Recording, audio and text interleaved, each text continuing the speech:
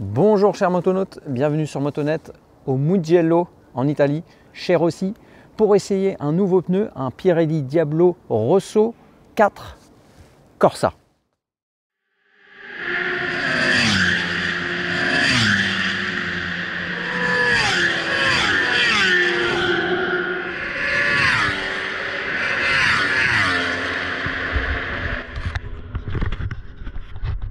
It's good, eh? Contrairement à ce que son nom laisse songer, le Rosso 4 Corsa appartient à la même famille que le Super Corsa SP, qui est un racing street, qui est limité donc à un usage vraiment sur la route belle, propre, sèche, voire au circuit carrément, comme c'est le cas aujourd'hui pour cet essai, en tout cas ce matin. Et le Rosso 4, lui, est dans une autre famille, Super Sport, qui est limitée à la route, entre guillemets, qu'elle soit mouillée ou sèche, pour des motos qui sont donc sportives, des superbikes, mais aussi des roadsters énervés qu'on va conduire donc uniquement sur route. Et puis en dessous ou au-dessus, ça dépend de son utilisation, il n'y a pas vraiment de hiérarchie, mais l'Angel GT2, lui, pour rappel, est un sport touring pour le grand tourisme et pour les promenades sur route, quelles que soient les conditions, pour être en sûreté, même dans des conditions difficiles. Pirelli, on le rappelle, est le fournisseur unique du World Superbike depuis 2004 et donc il profite de cette expertise pour sortir un pneu encore plus sportif que le Rosso 4. Alors c'est un marché de niche qui se destine à ceux qui exigent un peu plus de leur moto qu'avec des montres d'origine, ou bien ceux qui veulent aussi tuner entre guillemets leur moto, lui donner un aspect encore plus sportif, tout en étant toujours donc, avec des gommes homologuées. Ils peuvent rouler sur route et rejoindre le circuit pour aller s'éclater, au sens figuré bien sûr. Visuellement, c'est assez évident. On trouve 25% de rainure en moins que sur le Rosso 4. On le voit ici au centre, puisque le petit éclair est désormais interrompu. Ça a été fait dans le but d'obtenir une usure un peu plus homogène, d'accroître la résistance aux fortes sollicitations, parce qu'on rappelle, aujourd'hui, une Superbike, ça frôle les 220 chevaux, et quand on est en pleine ligne droite, à pleine charge, il faut un pneu qui tienne la route et la piste. Donc c'est pour améliorer les performances et l'endurance aussi, sur circuit notamment. Sur les flancs, il y a une grosse différence entre 25 degrés d'angle et 45 degrés, puisqu'ils ont ni plus ni moins que supprimé une virgule. Donc on se retrouve avec un pneu à l'aspect et aux caractéristiques plus slick. Et puis ensuite, vraiment sur les épaules, on retrouve, comme sur le Rosso 4, mais peut-être un peu plus, c'est au chouïa près, un véritable slick qui permet de prendre des angles vraiment importants. On a pris plus de 60 degrés avec les motos ce matin sur le circuit. Donc à ce niveau-là, c'est un changement assez radical pour le Diablo Rosso 4 Corsa. Ce qu'on observe aussi à l'œil nu, c'est le profil. C'est exactement le même que celui du Rosso 4. Pirelli était satisfait de ce profil-là, donc ils l'ont reproduit sur cette version Corsa. C'est donc un profil qui est moins rond que sur les gommes de tourisme, avec une partie en haut qui est plus pointue afin de faciliter les prises et les changements d'angle. C'est un côté plus sportif, un peu plus agressif, mais ça ne le rend pas nerveux pour autant. Et sur les côtés, sur les flancs, donc moins rond également, dans le sens où c'est plus plat en fait, à l'inverse, et du coup ça permet une meilleure traction parce qu'il y a une surface de contact qui est plus importante. On voit ici sur cette Panigale V4S que le pneu a pas mal dégusté au Mugello. Ces caractéristiques que je viens de vous donner sont valables non seulement pour l'arrière mais également pour l'avant. Donc on trouve après, selon les motos, bien évidemment, des comportements un peu différents. On a commencé ce matin sur la Ninja. C'est une moto qui, malgré son renouvellement récent, est un peu plus ancienne en termes de développement et qu'on trouve un petit peu plus pataude, surtout comparé par exemple à l'Aprilia RSV4 qu'on a pu tester tout de suite après et qui est d'une agilité redoutable, surtout chaussée donc de ces Rosso 4 Corsa. Ça lui donne vraiment une aisance pour la mise sur l'angle et une stabilité une fois dans les virages redoutable. Ce qu'on a pu essayer aussi ce matin, c'est la Fireblade.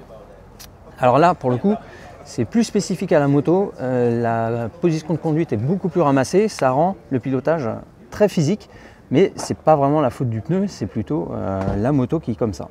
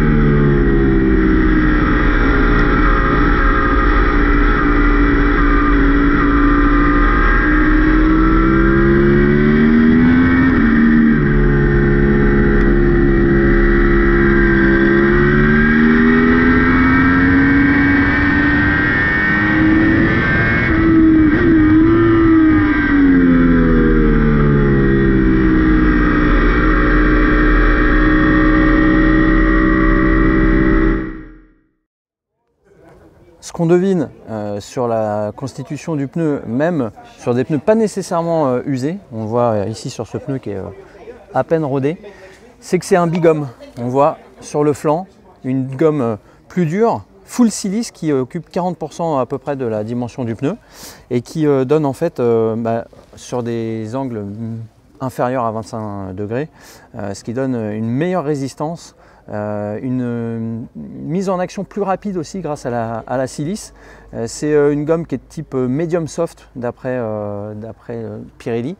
Et sur les épaules, donc là on le voit, c'est une gomme qui est bien plus tendre, qui est noire de carbone et qui est dérivée des mélanges de compétition, les SC3 pour ceux qui font un peu de piste. Voilà, c'est exactement la même gomme qui a été employée là pour fournir là pour le coup des performances optimales. En termes de longévité, forcément le Rosso 4 Corsa est moins résistant que le Rosso 4. Le pilote de développement nous a assuré qu'avec le Rosso 4 on pouvait tourner sur circuit une journée entière sans souci. Avec le Rosso 4 Corsa, si on met full gas comme il disait, c'est plutôt la demi-journée. Voilà, c'est à prévoir et à savoir avant de partir faire une journée piste. Sur le pneu avant, c'est un peu moins évident à détecter et pourtant Pirelli nous affirme et nous confirme que c'est bien du bigum avec une gomme donc un peu plus dure devant, full silice toujours comme à l'arrière, sur la moitié cette fois-ci du pneu. Ça offre donc un fort grip sur le sec mais aussi sur le mouillé, ça peut être important parce que le jour où on va sur circuit, on n'a pas nécessairement une remorque et puis on peut être rouler sur le mouillé. Donc a priori, il n'y aura pas de souci avec le Rosso 4 Corsa. Et puis ça lui confère aussi une meilleure stabilité donc, à haute vitesse, une meilleure endurance aussi sur les longues distances, sur les gros freinages. Voilà, sur les flancs, donc un quart de chaque côté, on trouve toujours un mélange full silice, mais avec les dernières résines, les ingénieurs nous assure que en fait il n'y a pas de souci. Effectivement, lorsque on débute les sessions, on a tout de suite la moto bien en main et on a tout de suite confiance parce que le temps de chauffe est extrêmement réduit. Et puis le grip, après, honnêtement, il y a ce qu'il faut. Ce soit dans les entrées en courbe un peu rapides sur le Mugello, c'est pas ce qui manque. Et honnêtement, on a été très convaincus par ce pneu. En termes de carcasse, Pirelli reprend bien sûr sa ceinture à 0 degré avec des brins qui viennent à l'intérieur, donc tout du long du pneu.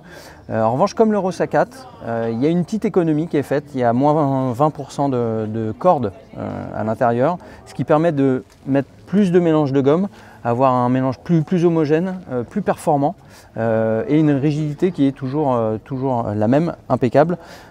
C'est sûr que à ce niveau-là en termes de rigidité, de tenue de route, de résistance à l'abrasion et à la traction. Il n'y a aucun souci, ça a été vérifié sur des machines de plus de 200 chevaux, voire 220. La Honda notamment qui miaule comme pas deux nous a permis de valider ce point-ci.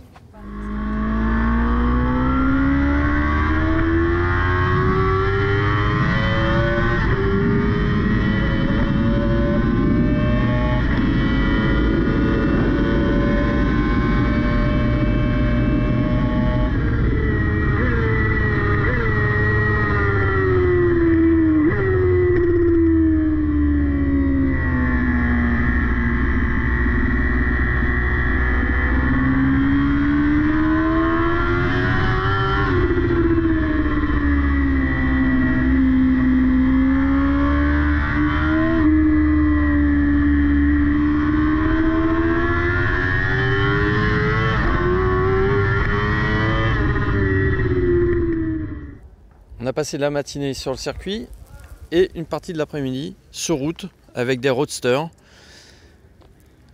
70 km, pas beaucoup, mais suffisamment pour s'apercevoir que ce pneu tient très bien non seulement la piste mais également la route. Et on voit au niveau de l'usure, là il n'y a vraiment pas de traces inquiétantes, comme c'était le cas un peu avec les Superbikes qui sollicitent vraiment beaucoup, notamment le pneu arrière.